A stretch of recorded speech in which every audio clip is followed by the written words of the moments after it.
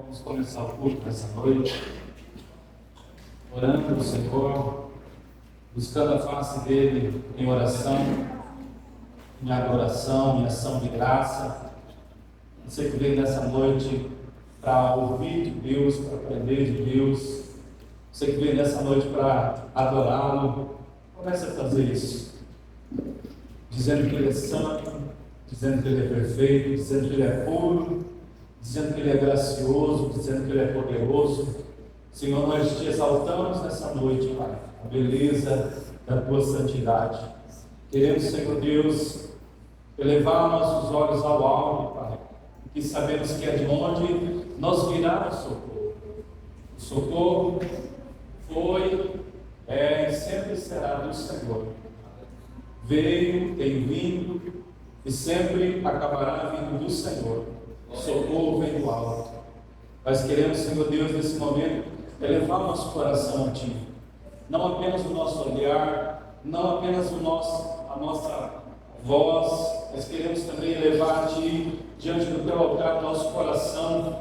E queremos Te pedir, Deus, que o Senhor possa receber a nossa oração, que o Senhor possa receber, Pai, como incenso agradável, suave a Ti. Nós queremos, Senhor, entregar toda a nossa atenção, nós queremos entregar nossa mente, nosso corpo, nossa alma, diante da Tua presença, porque o Senhor é um Deus do todo. Entregamos nesse momento a nossa alma, nossa devoção, nossa atenção, nossa mente.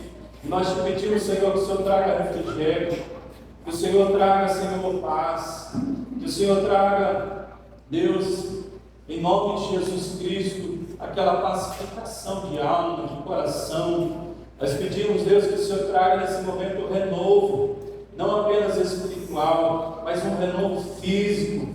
Deus, nós repreendemos nesse momento toda enfermidade, nós repreendemos nesse instante todo o cansaço, repreendemos toda a ansiedade, toda a aflição de almas.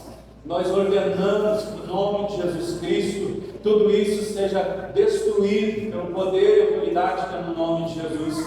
Queremos estar diante de Ti com integridade, queremos estar inteiros nesse momento diante da Tua presença. Pai, não permita que nada venha roubar a semente da Tua palavra, que a semente, Pai, que seja lançada, Deus, venha cair num terreno fértil, venha cair, Pai querido, num lugar fértil, num lugar de amor, num lugar de graça, num lugar de caráter, num lugar, Deus, de profundidade.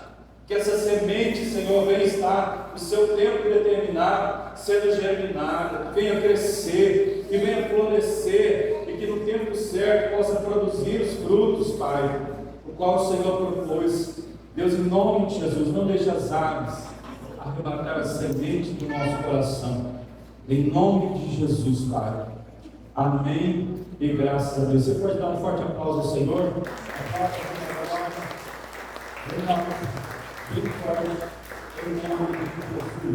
Amém? Podeis assentar nesse instante. Aleluia. Glória a Deus. Você que está com a tua Bíblia, pode ser ela no celular, pode ser a Bíblia impressa. Eu gostaria que você abrisse ela comigo em Efésios capítulo 4. Efésios capítulo 4, a partir do versículo 7.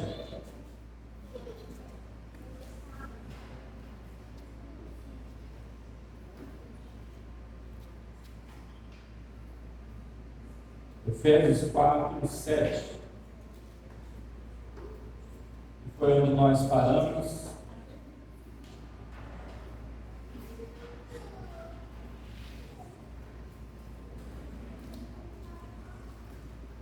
Efésios 4, 7. Quem encontrou, dá uma glória a Deus aí? Glória a Deus. Alguém gostaria de estar lendo? Efésios 4. Quem quer ler? 4, 7 em diante. E a cada um de nós foi concedida a graça, conforme a medida repartida por Cristo. Por isso é que foi dito, quando ele subiu entre as alturas, levou cativos muitos prisioneiros e deu dons aos homens. Pode continuar. O que significa que ele subiu? Senão também havia descido às profundezas da terra. Aquele que desceu é o mesmo que subiu acima de todos os céus, a fim de encher todas as coisas. E ele designou alguns para apóstolos, outros para profetas, outros para evangelistas, outros para pastores e mestres, com o fim de preparar os santos para a obra do ministério, para que o corpo de Cristo seja edificado, até que todos alcancemos a unidade da fé e do conhecimento do Espírito de Deus, e cheguemos à maturidade, atingindo a medida da plenitude de Cristo. O propósito é que não sejamos mais como crianças, levados de um lado para o outro pelas ondas, nem jogados para cá e para lá, por todo vento de doutrina e pela astúcia e esperteza dos homens que induzem ao erro. Amém. Amém, igreja? Glória a Deus. Então, nós falamos na semana passada acerca dos 5 ministérios, né?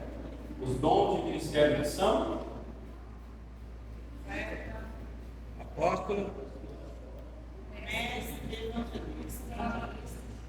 em ordem, ninguém lembra? apóstolo, não,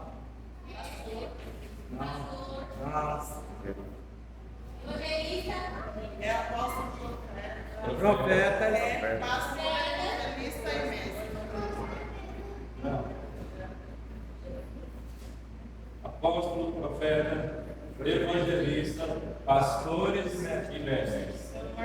Não consigo fazer. Mas então é isso, irmãos. E qual que é a origem desses 5 ministérios? Nós falamos um pouquinho sobre isso, né? Na semana passada. Qual que é a origem? Quem é o doador desses dons? Quem foi que concedeu esses dons?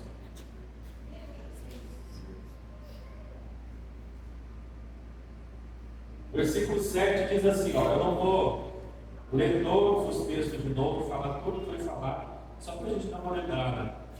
No versículo 7, a primeira parte diz assim, mas a graça foi dada a cada um de nós, segundo a medida do dom de Cristo. Então os dons, qual que é a origem dos dons? Quem que é o doador dos dons?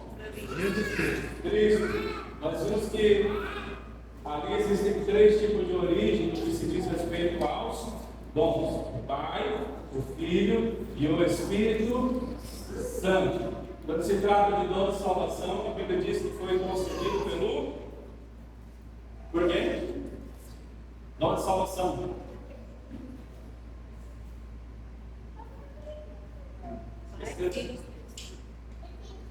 Dom salvífico foi dado por quem?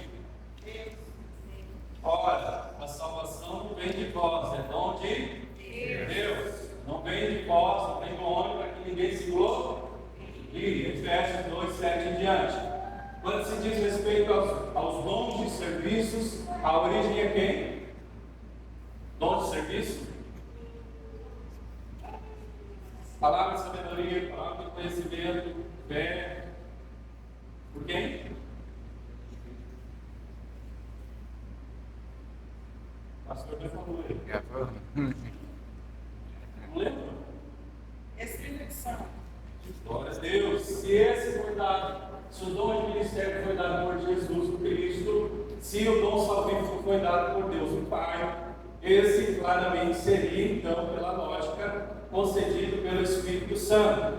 Então nós vamos falar aqui um pouquinho sobre a origem. A origem, Efésios 4, 7, diz que a origem é de Jesus, mas a graça foi dada a cada um de nós segundo a medida do dom de Cristo. Cristo, o Filho. Segundo lugar, nós tratamos de propósito, origem, propósito e duração. Origem, propósito e duração. Qual que é o propósito mesmo dos dons de ministério? Aperfeiçoar os santos. Glória a Deus. Em resumo, é isso: aperfeiçoamento dos santos, a edificação dos santos, o treinamento dos santos. Então, profetas, apóstolos, mestres, evangelistas foram deixados por Jesus Cristo para que viessem cuidar, viessem treinar, viessem capacitar os santos para a obra do ministério. E qual que é a adoração desses 5 ministérios? É hoje. Até a volta de Jesus, né? A Bíblia diz lá em Apocalipse que a igreja estará preparada, adornada, sem mácula, sem rugas, quando Jesus voltar, a igreja vai estar sendo purificada, ela vai estar progredindo na sua fé. Então, esses dons vão ficar para a volta do Senhor Jesus. Amém? Então, falando acerca dos 5 ministérios propriamente ditos, vamos começar aqui primeiramente pelos apóstolos, o dom de apóstolo. A palavra apóstolo no grego, ela vem da origem apóstolos, da raiz apóstolos, que significa literalmente enviado. É aquele que é enviado para uma missão. Então, no que diz respeito ao apostolado, apóstolo igual aos 12, que tiveram, os 12 mais a adesão depois de Paulo, que seriam aqueles que seriam enviados para ser a base, para ser a base da doutrina cristã, para começar o Evangelho, o fundamento dos apóstolos, a qual a palavra de Deus fala, que é Cristo. Os apóstolos iriam embasar, iriam fundamentar, iriam pregar. Apóstolos iguais a eles não existem mais. Esses apóstolos foram aqueles lá, únicos. Não existem iguais àqueles. Agora existe outra classe de apóstolos, que são aqueles que são enviados. Os apóstolos são aqueles que vão fazer a obra do ministério em outros lugares, em outras regiões, em lugares de difícil acesso, em lugares onde não existe igreja, em lugares onde a palavra não está sendo pregada. Então esses são os apóstolos, aqueles que são enviados para um propósito, enviados para uma missão. Está entendendo isso ou não? Então, esse é o ministério apostólico. Apóstolos, aquele que é enviado, aquele que vai para uma missão, ele é um mensageiro, ele é um porta-voz de Deus. Segundo lugar, o nome de profeta. Profeta é aquele que é o porta-voz de Deus. Nós falamos na semana passada, retrasado, sempre batendo nessa tecla, que o profeta, ele se manifesta. O profeta se manifesta com duas características especiais. No Antigo Testamento, principalmente, ele é chamado de vidente, aquele que tem como característica a predição de futuro, aquele que prevê o futuro. Em segundo lugar, aquele que denuncia o pecado, aquele que é levantado por Deus para denunciar o pecado de Israel, para denunciar o pecado da igreja. Quando João Batista, ele aparece pregando o Evangelho, é uma pregação de denúncia, principalmente aos religiosos.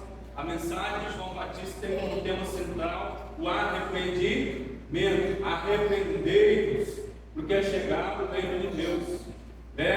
Aos religiosos, João Batista ele disse raça de víboras.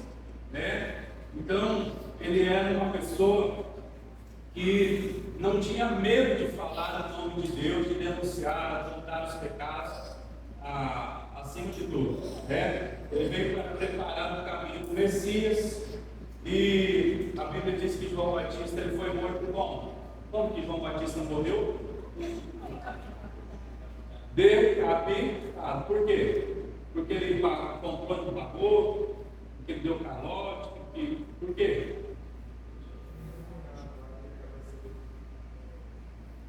Porque ele denunciou o pecado de Herodes. Ele denunciou o pecado de Herodias, porque ele falou a verdade. Então, a maioria dos profetas, eles foram mortos porque foram usados por Deus para denunciar o pecado, para falar a verdade. E a verdade nem sempre é bem recebida. Então, o profeta é o porta-voz de Deus, aquele que fala no nome do Senhor, com duas características. Aquele que Deus concede a ele uma previsão de um futuro, daquilo que vai acontecer, e aquele que denuncia o pecado do povo de Deus. O dom de evangelista já está assim, bem mais claro para a gente, né? O evangelista é aquele que prega a cruz, aquele que prega o Evangelho de Jesus, aquele que tem uma graça especial para ganhar almas, para fazer cruzadas. Geralmente o evangelista ele se move com muita graça nos milagres. Todo evangelista ele tem no seu ministério muito forte o dom de curas, dons de cura, conforme diz a palavra. E ele se move muito forte nisso, ele tem uma graça para ganhar pessoas. Eu já tive assim a oportunidade de ver todos esses ministérios acontecendo, não na minha vida, mas na vida de amigos, pastores, e pastor evangelista às vezes prega uma mensagem simples, e quando termina de pregar a mensagem faz um apelo bem a rodo, pessoas a rodo aqui na frente, eles ficam olhando, meu Deus, uma mensagem tão simples, uma mensagem tão mas não é isso, é a graça que tem sobre a vida deles. Tanto apóstolo, quanto profeta, quanto evangelista, quanto pastores e mestres, eles têm uma graça especial para se envolver no dom que foram chamados. O apóstolo tem uma graça muito especial para abrir missões, para ir para lugares onde ninguém foi. Ele abre a obra lá, e a obra prospera, e a obra anda, e a obra vai. O profeta ele se move com graça no ministério dele, o evangelista se move com a graça especial no ministério dele, o pastor se move com graça no ministério dele. O pastor é aquele mais calmo, aquele mais tranquilo, aquele que se irrita com pouca, como que eu posso dizer? Com pouca facilidade. Pouca facilidade, aquele que não se irrita com as pessoas. Aquele que tem aquela paciência do tamanho do mundo, aquele que vai, aquele que visita. Já é a 10ª vez que a pessoa caiu no mesmo lugar, no mesmo pecado, mesma coisa. Ele tem paciência, ele vai, ele abraça, ele ora. Tem uma graça especial sobre a vida dele. E dificilmente um pastor mesmo de ministério ele vai abandonar realmente o seu rebanho, ele vai abandonar a igreja, porque ele foi chamado para aquilo ali. É claro, em situações extraordinárias pode ser que isso aconteça, mas é muito difícil, porque nada vai abalar ele. Assim como os outros têm a graça para ministrar na sua área, no seu dom. E também tem o ministério de mestre, a palavra. Esse tem uma graça para ensinar as pessoas. Tem uma graça de Deus especial para ensinar. Aquela pessoa que ensina, tipo o pastor Jesuel, da vida, você fica ali assistindo ele falar 2, 3 horas, não cansa, não te fatiga, tem uma graça especial naquilo que ele fala, como ele ministra. Então, cada um tem uma graça especial sobre a sua vida. Evangelista, pastores e mestres, nós já falamos sobre isso. Jesus foi o único que manifestou todos esses ministérios. Existe homem que veio a manifestar todos esses ministérios. E uma vez por outra, não por regra, mas às vezes por exceção à regra, a gente acaba manifestando algumas características por necessidades. Mas o único que manifestou todos esses com plenitude foi Jesus. Tá? Jesus ele foi apóstolo, sim ou não? Sim ou não?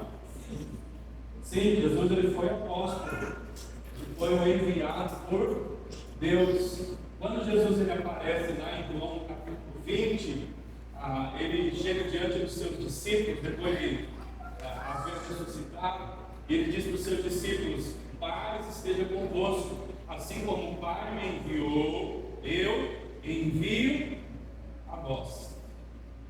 Paz esteja convosco, assim como o Pai me enviou, eu envio a vós. Então Jesus ele foi enviado da parte do Pai. Vamos ler lá também, abre tua Bíblia aí, João, capítulo 13.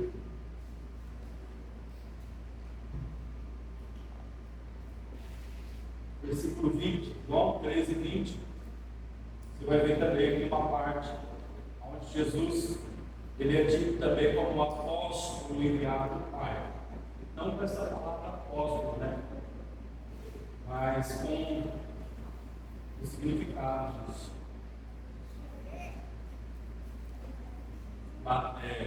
João, capítulo 13, versículo 20. Quem encontrou ele? Na verdade, vos digo, se alguém receber o que eu enviar, receba a mim. E quem me recebe a mim, recebe aquele que me enviou. Amém? Em verdade, eu digo que quem recebe aquele que eu enviar, a mim me recebe. E quem recebe a mim, recebe aquele que me enviou. Então Jesus ele é apóstolo. Jesus ele é profeta, sim ou não? Sim. Jesus ele é profeta também. Mateus capítulo 23 e 24 são aqui as maiores manifestações de Jesus como profeta. Quais que são as duas características do profeta mesmo? Que eu falei? Predição de futuro e o que? Denúncia de pecado. Então nós temos aqui no Mateus 23 aquilo que os estudiosos chamam de o sermão dos ais, né? E ele começa a dizer: ai de vós, ai de vós, ai de vós. Mateus 23, 13 diz: ai de vós, escribas e fariseus hipócritas, porque fechais o reino do céu diante dos homens, pois vós não entrais, nem deixem entrar os que estão de fora. 14, ai de vós, escribas e fariseus hipócritas. 15, ai de vós, escribas e fariseus hipócritas.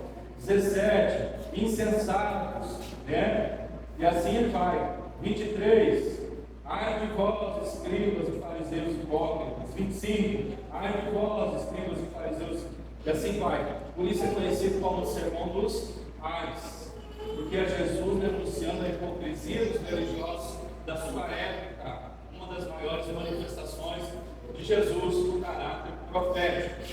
Em segundo lugar, é aquele que também anuncia coisas futuras. Mateus 24, o sermão pro, como está conhecido aí na tua Bíblia? Mateus 24, versículo 1 em diante.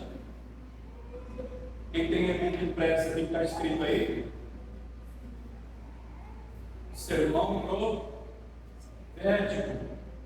Mateus 24, versículo 1 em diante diz: tendo Jesus saído do templo, ia se retirando quando se aproximaram dele os seus discípulos para lhe mostrar a construção do templo. Ele, porém, lhes disse: não vedes tudo isso? Em verdade vos digo que não ficará aqui pedra sobre pedra que não seja derribada. Isso aí já se cumpriu, sim ou não? Cumpriu-se ou não? Sim, não, talvez. Não. O templo está lá ainda, construído? É pé? Não.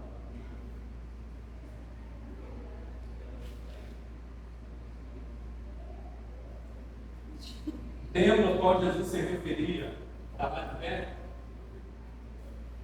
Não, irmãos, foi derrubado no ano 70 depois de Cristo, da era cristã. O general Tito invade Jerusalém com seu exército e derruba o templo, queima as casas, mata gente, né? E ali acontece uma das grandes chamadas diáspora, né? Que é a fuga dos judeus da sua terra para terras distantes, longínquas. Amém? Tem que ver como Deus está assim. Então isso aí já se cumpriu, mas Jesus não falou só isso.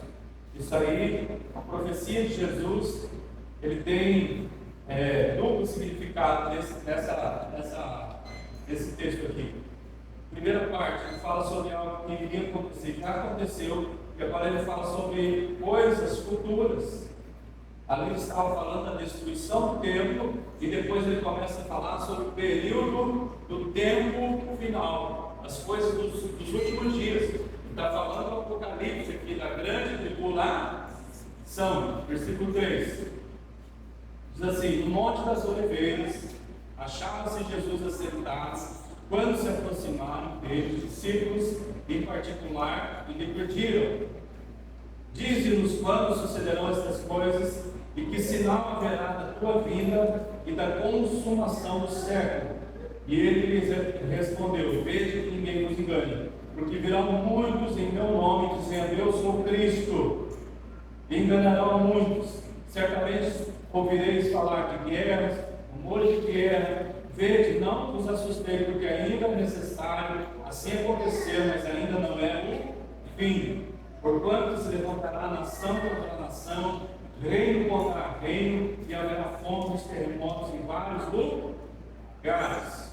Então Jesus está fazendo aqui uma previsão das coisas que vão acontecer nos últimos dias. A grande tribulação, a perseguição da igreja, aquilo que nós estudamos no livro de Apocalipse.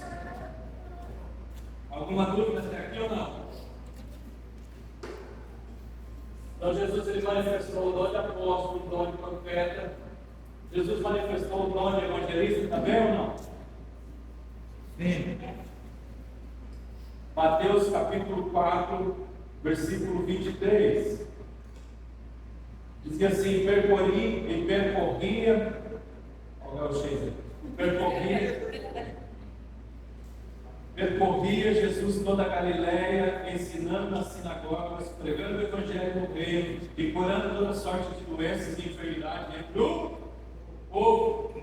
Percorria Jesus toda a Galileia, ensinando nas sinagogas, pregando o evangelho no reino e curando toda sorte de doenças e enfermidades entre o povo. Lembra que eu falei? O evangelista ele se manifesta, ele se move muito com sinais, com maravilhas, com curas. E aqui é muito interessante nós percebermos que Jesus ele percorria toda a Galileia, não apenas Galileia, mas a Bíblia diz que ele andava pela Judéia, por Samaria, curando, expulsando demônios e pregando o evangelho de Deus. Amém? Então ele realizou a obra de um evangelista. Jesus realizou a obra de pastor, sim ou não?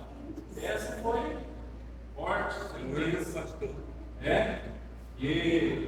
E falando sobre isso, nós vamos lá em João 10:10. Vamos lá. João 10:10, o evangelho de Jesus. Escreveu João, capítulo 10, versículo 10. Enquanto eu dar um grito aí.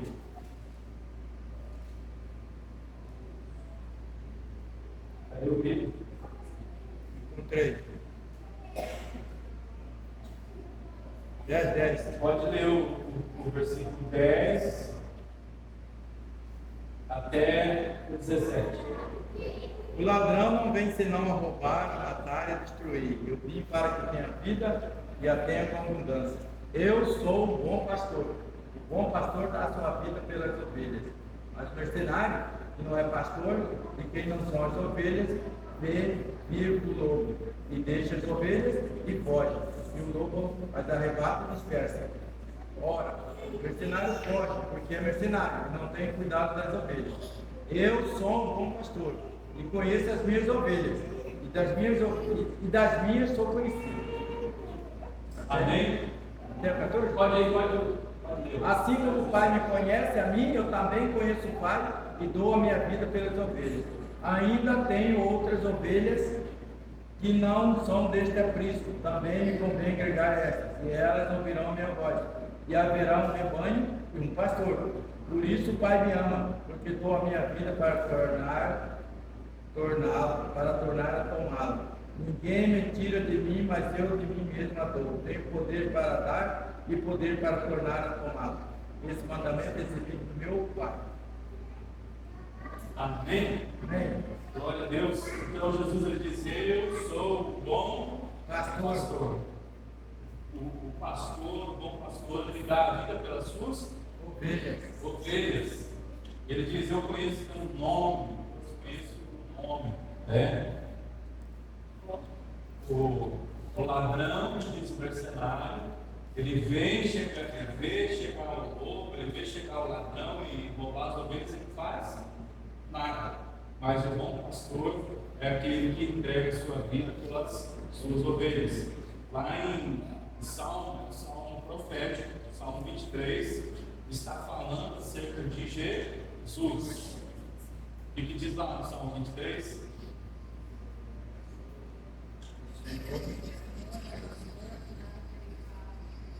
O Senhor é o meu pastor.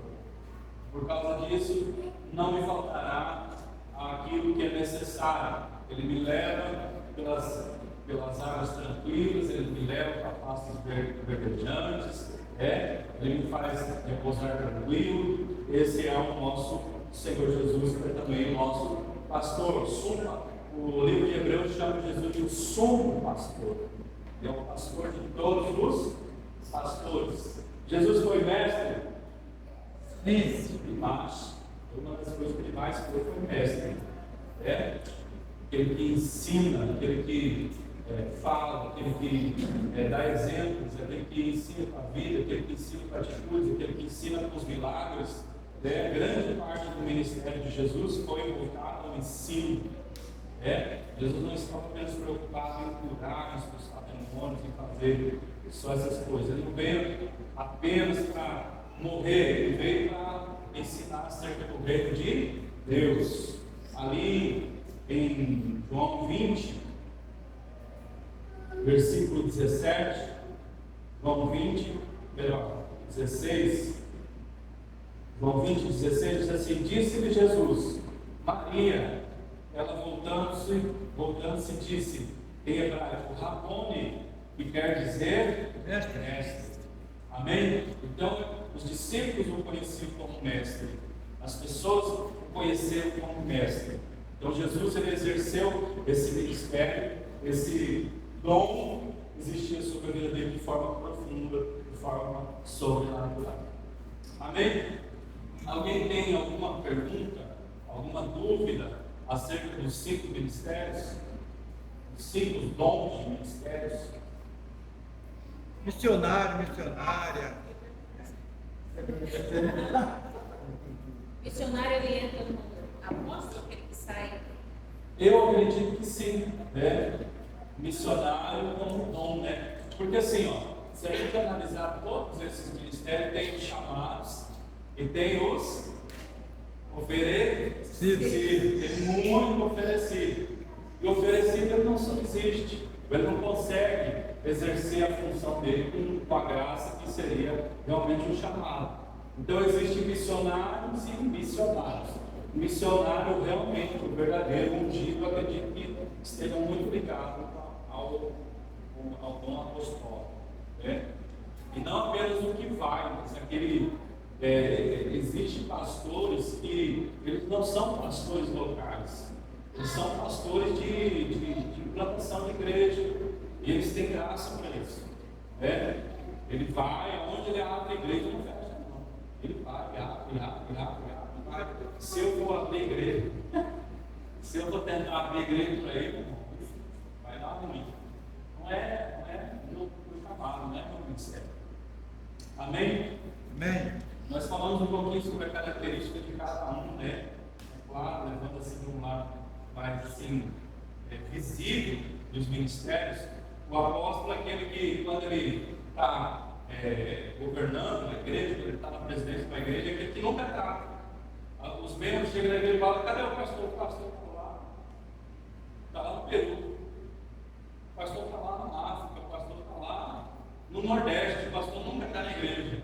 Porque o apóstolo ele é preocupado em fundar igreja, em ministrar, em criar trabalhos onde o evangelho não está sendo anunciado. Amém? E aí o profeta? O profeta é aquele que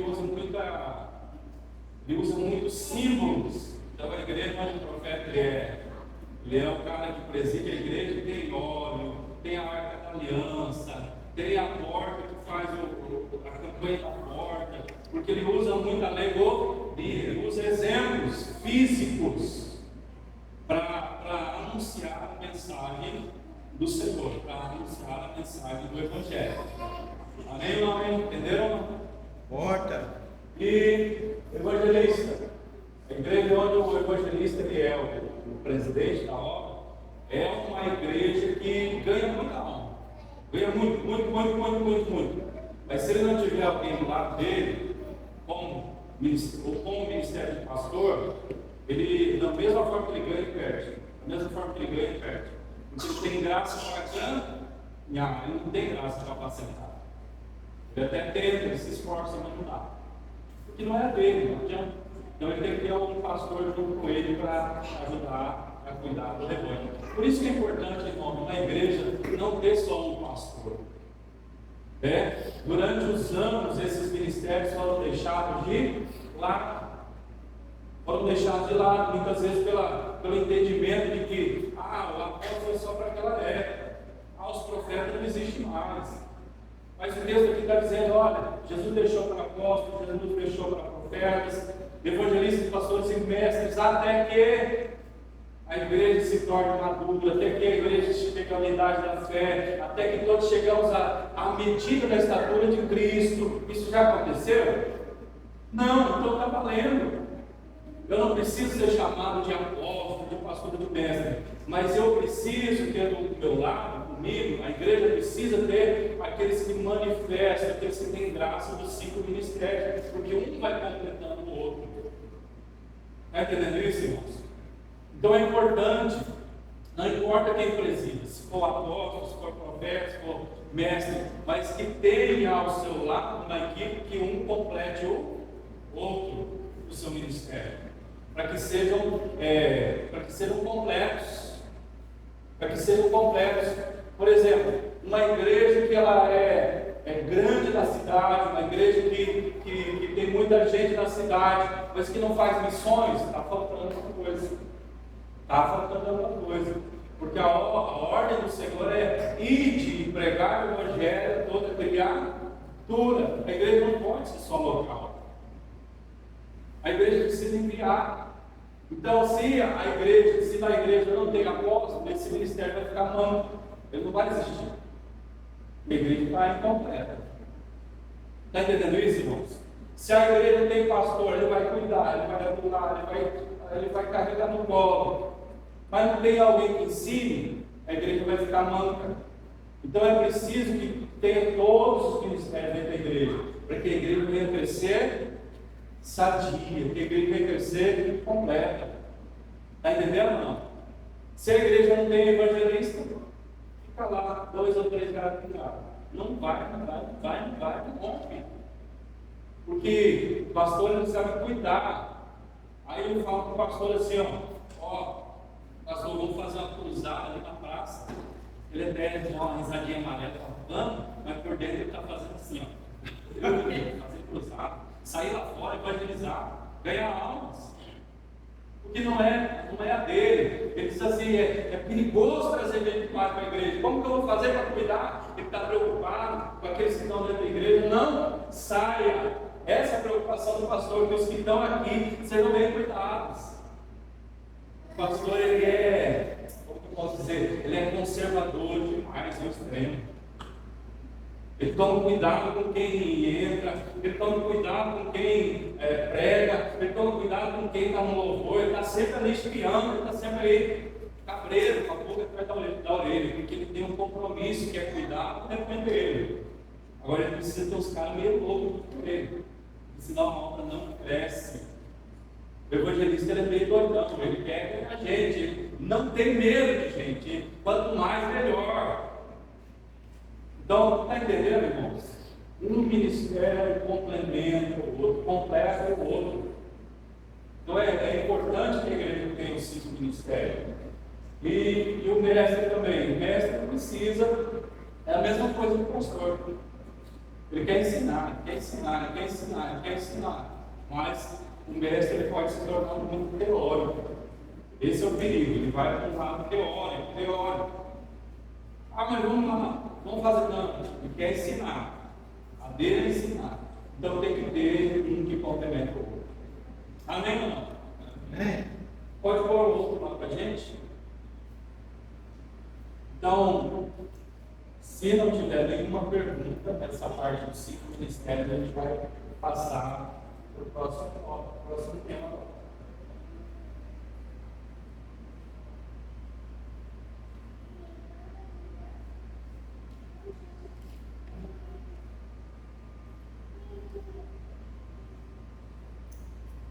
Amém? Vamos lá então.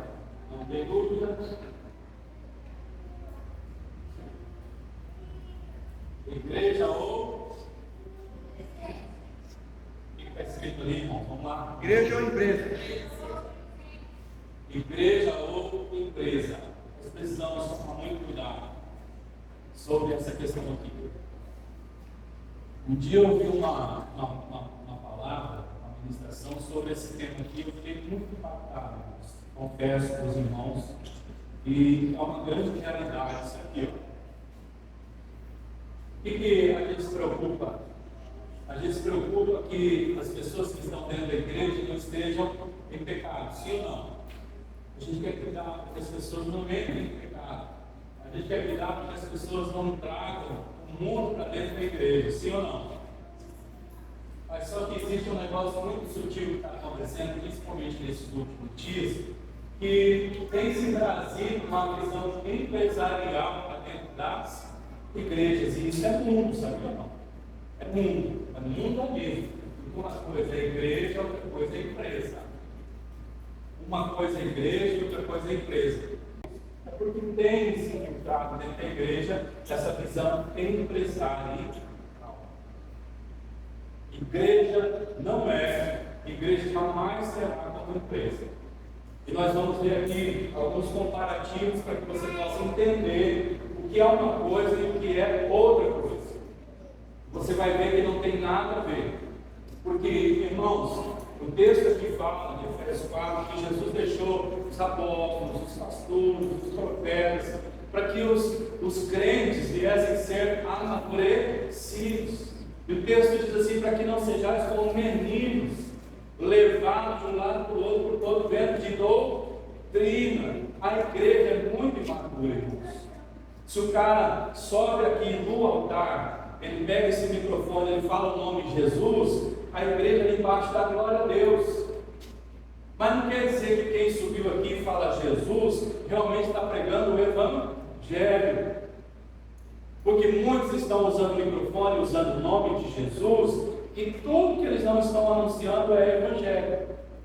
Então, a gente precisa ter conhecimento da palavra para que a gente não venha ser enganado, para que a gente não venha ser iludido, para que a gente não venha ser passado para trás. Então, igreja ou empresa? Pode reiniciar aí. Vamos para a palavra, irmãos? Eu vou começar a falar aqui, sem antes ter a nossa base, a nossa referência bíblica. Vamos lá para Apocalipse, capítulo 3. Enquanto os irmãos reiniciam ali. Apocalipse, capítulo 3.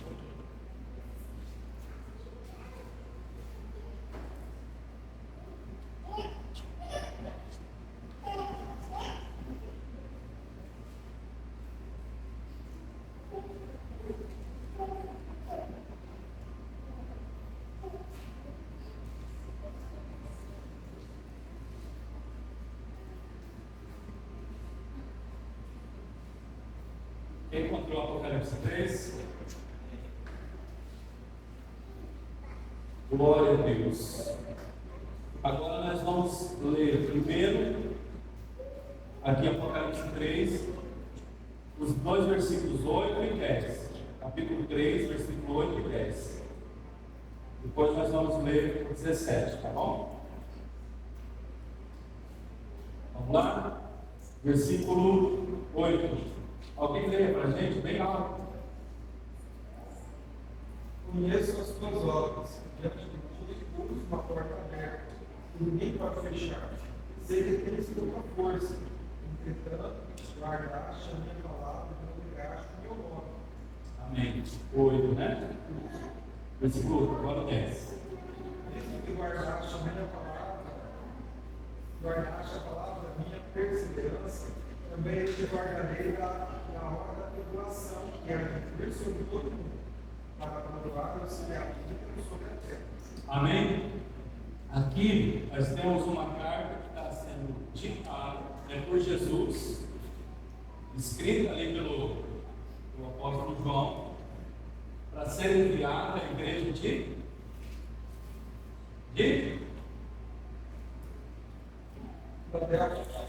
igreja de Filadélfia. A igreja de Filadélfia, para quem participou dos estudos sobre o Apocalipse que a gente fez alguns meses atrás, é uma das duas igrejas que só receberam o elogio de Jesus. É a carta de Jesus às 7 igrejas da Ásia. De 7 igrejas, somente 2 igrejas receberam só elogios. Só elogios. Aí tem igrejas que receberam elogios e receberam críticas. Existe também uma igreja que só recebeu críticas. Só recebeu denúncia. E nós vamos ler sobre ela agora, que é Apocalipse 3, versículo 17. Alguém lê? Dizes, rico sou, estou enriquecido e nada tenho falta. Mas não sabes que és um coitado, miserável, pobre, cego e nu. Amém? Então nós temos aqui um contraste entre essas duas igrejas, a igreja de Filadélfia e a igreja de Laodiceia. Uma igreja que para os homens nós temos aqui uma que Jesus diz: eu sei que tu és fraco, eu sei que tu tem pouca força, eu sei que vocês são fracos. Provavelmente seria uma igreja de poucas pessoas, provavelmente uma igreja com pouco recurso financeiro. E Jesus diz: mas você tem aquilo que é mais importante para mim. Vocês guardaram a minha palavra. E aí Jesus veio para essa igreja que, humanamente falando, era uma igreja que estava abençoada até o tutano. E você diz: rica sou, estou abastada, mas você não sabe que você é pobre, cego, miserável e nu.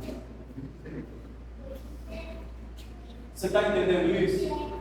É porque a forma com que Deus enxerga o sucesso é diferente da forma com que eu e você enxergamos o sucesso. A forma com que o Senhor enxerga a igreja rica é diferente da forma como o homem enxerga a igreja rica. Vocês estão entendendo até aqui ou não? Sim ou não? Amém? Então vamos para frente. Vamos ver se agora vai. Glória em nome de Jesus. Muito bem. Aqui nós temos uma figurinha da empresa, né? A empresa que você viu lá no começo, né? Aqui tem um planejamento, aqui tem um gráfico e aqui é uma moeda. Lá no começo tem.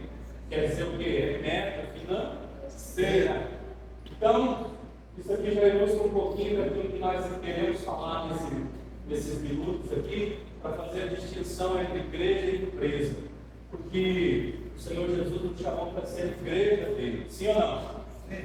Estou falando que você não pode ser empresário, não confunda não. Confunda, pelo amor de Deus. Eu estou querendo dizer que empresa é uma coisa, igreja é outra, é só isso.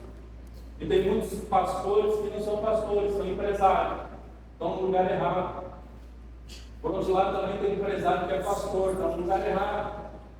Então, o que é? Qual é a diferença? A primeira diferença é que igreja, ou melhor, empresa, ela tem foco no patrimônio. Gostei de uma coisa que o pastor Jesus veio aqui e falou 2 vezes, né?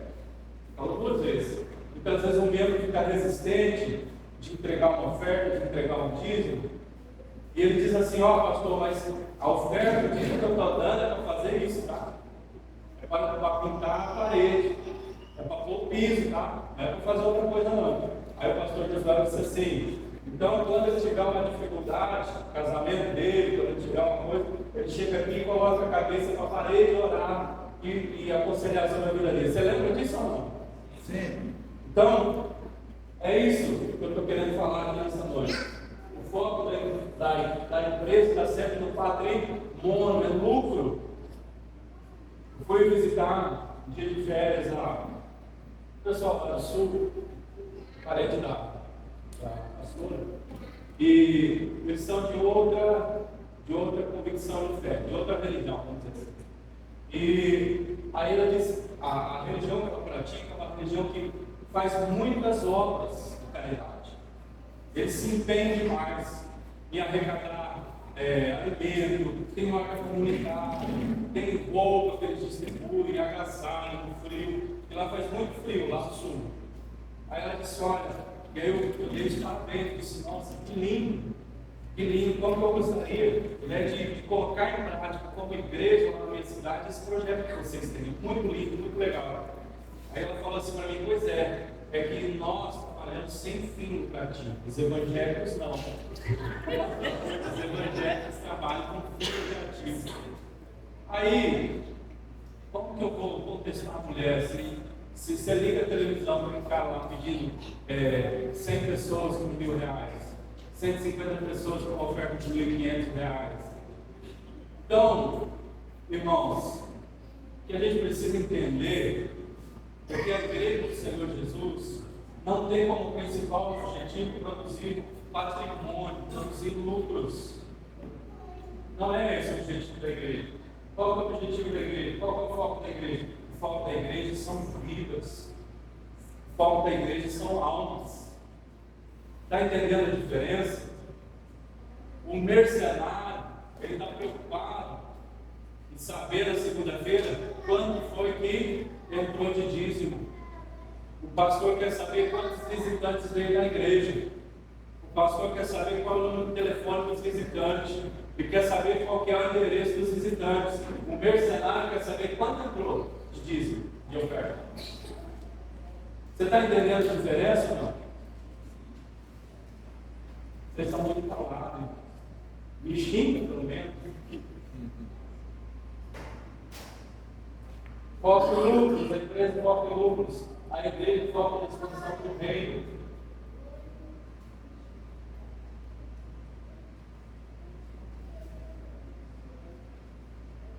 A empresa tem foco em resultado, pessoal. O que é isso? Quantas vezes eu cansei de ver isso? O pastor não querendo mais, o pastor não querendo mais visitar a determinada pessoa, porque a pessoa não produz resultado. O camarada está aí há 10 anos, não lidera nada, não faz nada, não produz nada, ou seja, não dá resultado. Não dá resultado. A igreja tem o foco na edificação dessa pessoa. Como que essa pessoa era quando entrou na igreja? Como que ela é agora? Ela cresceu em alguma coisa? Ela aprendeu alguma coisa? A preocupação do pastor, da igreja, não da empresa, é que essa pessoa cresça em edificação pessoal. Era mulherengo, parou de cair a mulher. Era nó cego, parou de dar calote. Está entendendo isso ou não, irmãos? Tinha vários vícios, agora não tem mais. Mentia, agora não mente mais. Essa é a diferença.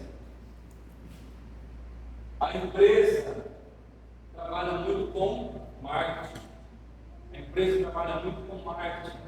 E aí é Facebook, é Instagram, aí é rádio, é televisão, é marketing. O foco dela está em marketing, é propaganda. E a igreja, qual é o foco dela? Testemunho. Até a gente poderia rolar uma forma de colocar novamente na igreja aquela frase. Qual frase?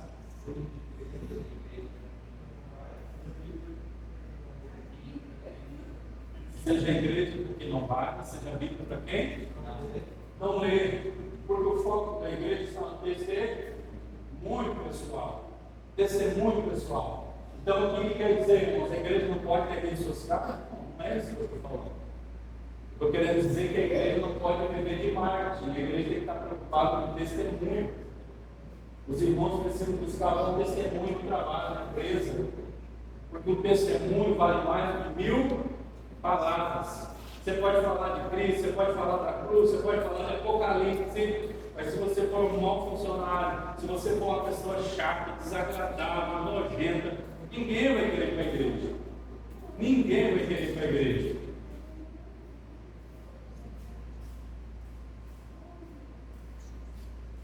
A empresa está preocupada com viabilidade. É viável? Não é viável? A igreja está preocupada com o propósito. Mas qual que é a postura, a posição que a igreja precisa tomar? É o propósito de Deus.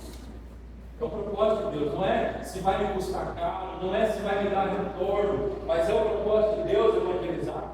É o propósito de Deus ganhar almas. É o propósito de Deus pregar o evangelho onde muitas vezes as pessoas não estão sendo alcançadas. Sim ou não? É o propósito de Deus. Não está aqui a viabilidade, se é viável financeiramente, se não é, se vai ter retorno, se não vai ter retorno. Isso é coisa de mente de empresário. É mente de empresário. O empresário que abre uma porta visando ter lucros, ele precisa ter retorno, ele não vai ter produtos na sua prateleira que não vai vender. É muita burrice. Agora a igreja não é empresa. Entenderam, não? Propósito da empresa. As palavras-chave da empresa é sucesso, excelência e relevância.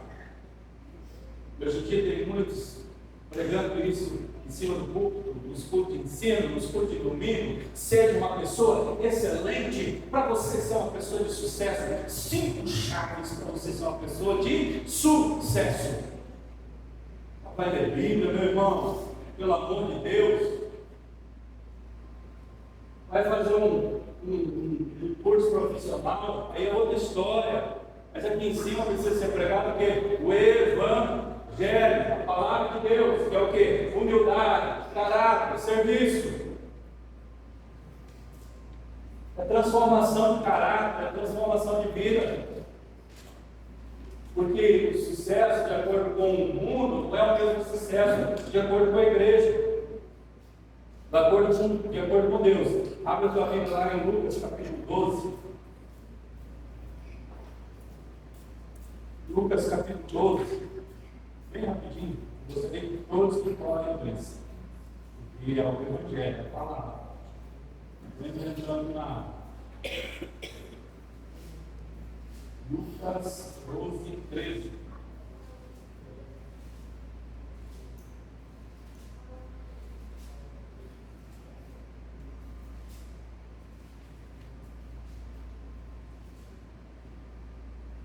Encontrou lá, glória a Deus.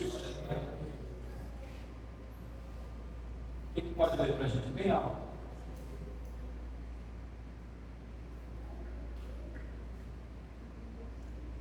Alguém leia. Disse-lhe um homem da multidão: Mestre, diz a meu irmão que te viu como tua herança.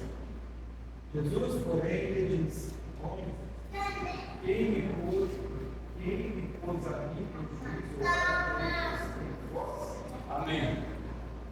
Já se continua para nós, né? Por favor. Olha só qual foi o pé da questão dessa parábola, dessa historinha que Jesus conta. Chegou um homem dizendo para ele: olha, eu tenho uma discordância financeira aqui com o meu irmão acerca de uma herança que nós recebemos. Resolve, Jesus, qual é a tua posição, qual é o teu conselho. Eu acho muito interessante a tirada de Jesus. Em outras palavras, Jesus está falando assim: o que tenho eu a ver com a tua herança, com o teu dinheiro? Se não bastasse Jesus ter falado isso, ainda ele continua e conta uma história. Pode falar. Então ele disse: Cuidai-vos e guardai a ganância. A vida de um homem não consiste na quantidade de bens que ele possui.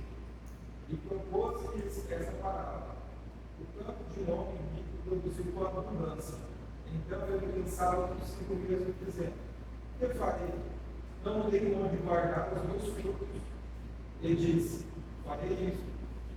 derrubarei os meus celeiros, construirei outros maiores, e aí guardarei todo o meu produto, todos os meus bens. Então direi na minha alma, tens guardado muitos bens para muitos anos. Descansa, come, bebe e alegre-se. Deus, porém, lhe disse: louco, esta noite te pedirão a tua alma. Então, o que tens preparado para que ficará? Assim é aquele que para si ajunta tesouros, e não é rico para com Deus. Então, resumindo em outras palavras, aquele que junta tesouros, mas não é rico para com Deus, é chamado de quê? É chamado de louco. Em outras palavras, o que Jesus está falando aqui para mim e para você? Eu gosto muito dessa palavra de Jesus, que está na parte B do versículo 15, diz assim: porque a vida de um homem não consiste na abundância de bens que ele possui. Ou seja, o critério para você estabelecer se um homem, se uma mulher é bem sucedido, se é de sucesso ou não é financeiro. Porque para o mundo, esse fazendeiro aqui seria um homem de sucesso. Ele teria trocado de carro, ele teria comprado roupas novas, ele teria comprado casa nova, ele aumentou os celeiros, porque a ceifa, a colheita dele naquele ano foi abundante. Um homem de sucesso, de acordo com a visão empresarial, de acordo com o mundo. Mas como que está o coração deles?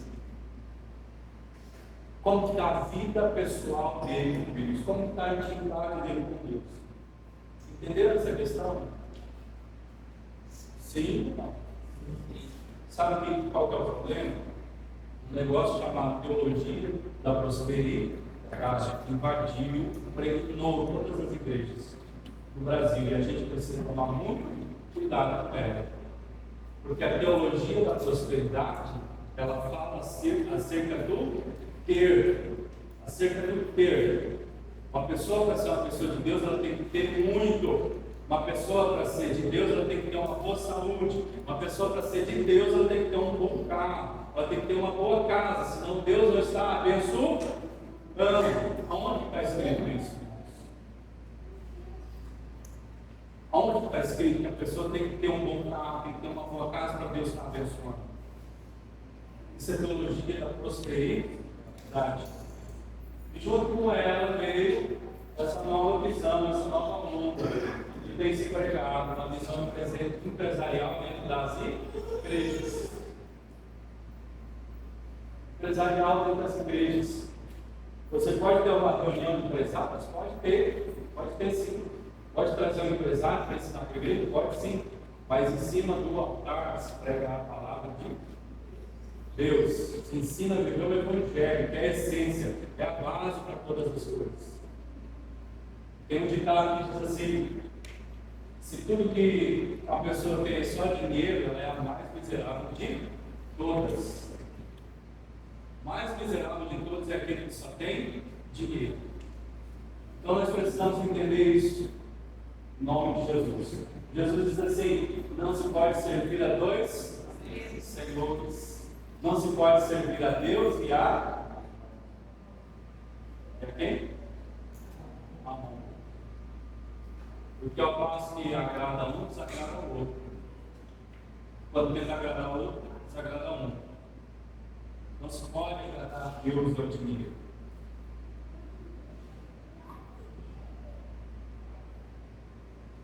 Empresa, tem chefe. É assim? Aquele cara que diz, vai, faz e pronto, e acabou. Igreja tem o quê? Tem líder serve. Essa é a diferença. Essa é a diferença do chefe e do líder. Qual que é a diferença? A Bíblia diz que Jesus é o bom pastor.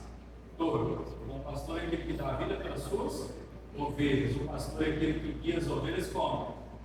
Andando na frente. Vocês já viram aquele videozinho na televisão, na internet? O pastor ele fala, grita, ele emite um som lá, vem todo o rebanho das ovelhas, vem tudo.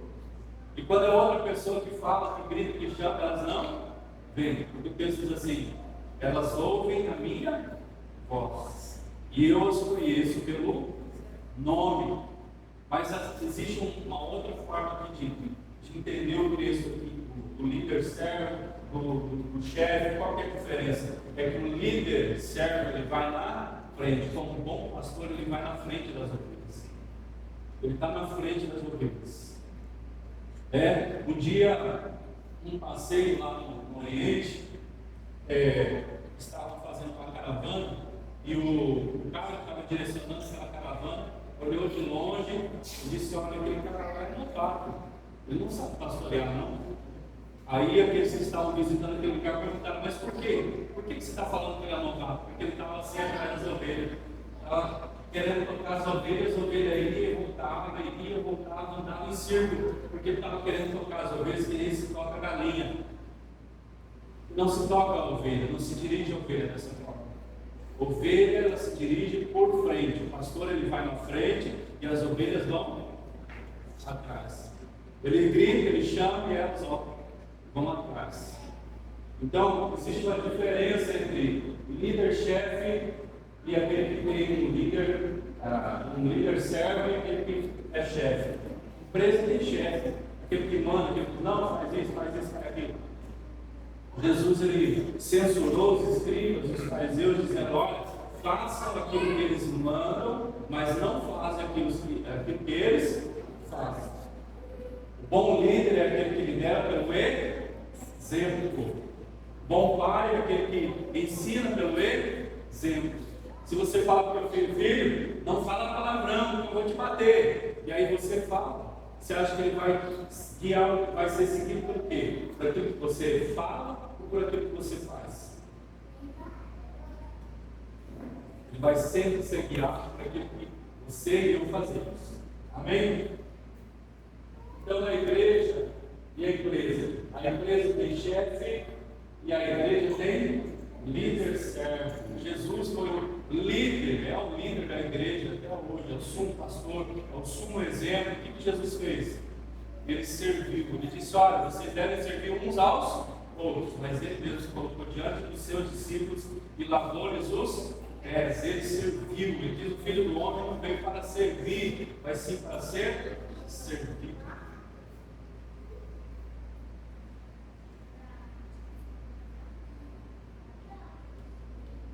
A inspiração da empresa é quem? Elon Musk, quem mais? Quem que é o grande influenciador ali? Quem mais? Os famosão aí.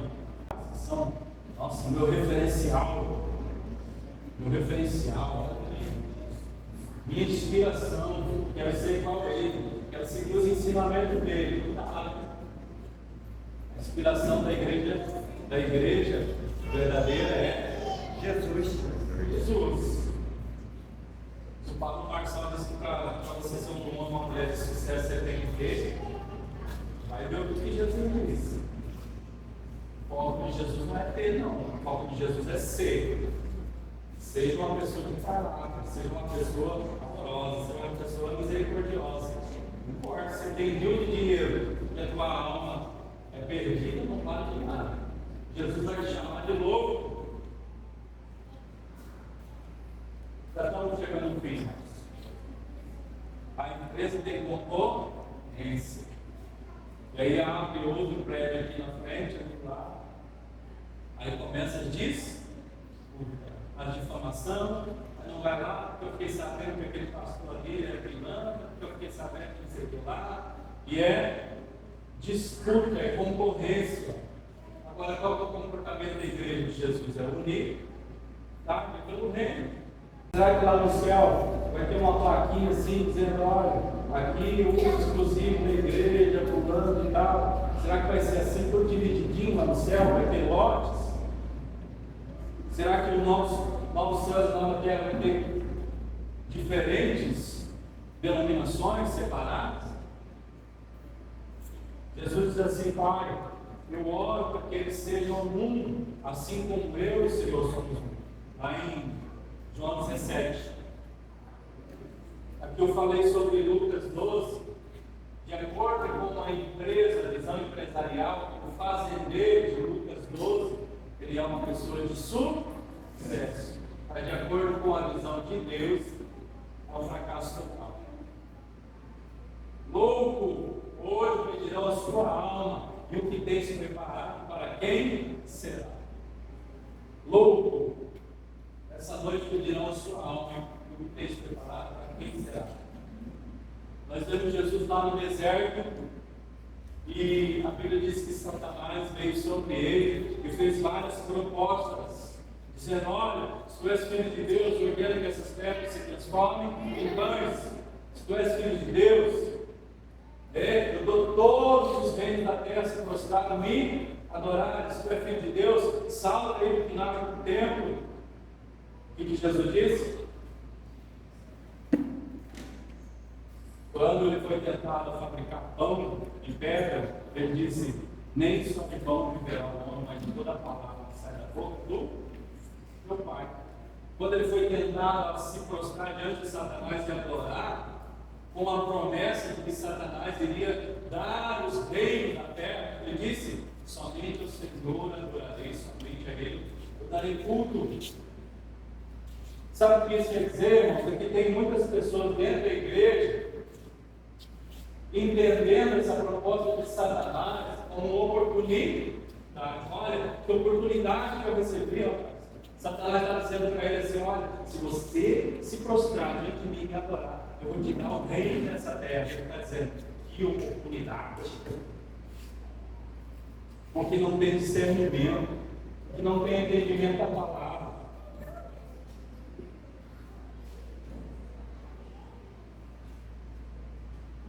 Muito esquisito. Agora a igreja entende que essa proposta de Satanás no deserto é tentação. Tentação a gente faz o quê? Tentação a gente foge. Tentação a gente evita. Fugir de toda a aparência do mal. Igreja ou empresa? Para a empresa, a avaliação de sucesso é dinheiro. Para a igreja, a avaliação de sucesso é vida com Deus. Amém?